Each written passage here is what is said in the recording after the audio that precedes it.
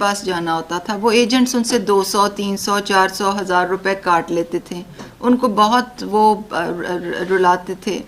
تو اب A T Ms بھی ہیں، اور اب ہم اپنی پبلک انفارمیشن میں لوگوں کو یہ بتائیں گے کہ وہ زیادہ اے ٹی ایمز، بینکوں کے اے ٹی ایمز پہ جائیں.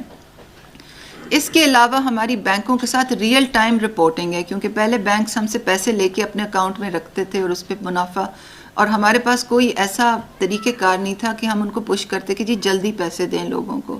تو اب ان کی ریئل ٹائم ہمارے ساتھ رپورٹنگ ہوگی.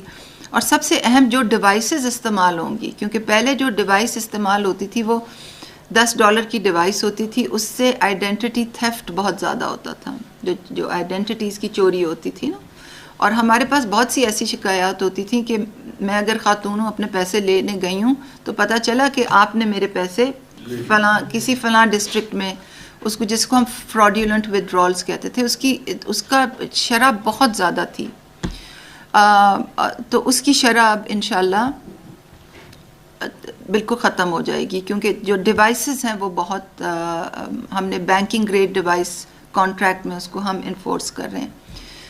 تو ڈیٹا کی بات ہو گئی، ڈیجیٹل پیمنٹ سسٹم کی بات ہو گئی. اس کے علاوہ جو تیسرا فرق ہے وہ یہ ہے کہ ہم عورتوں کو خالی پیسے نہیں ملیں گے، ان کو بینک اکاؤنٹس بھی ملیں گے.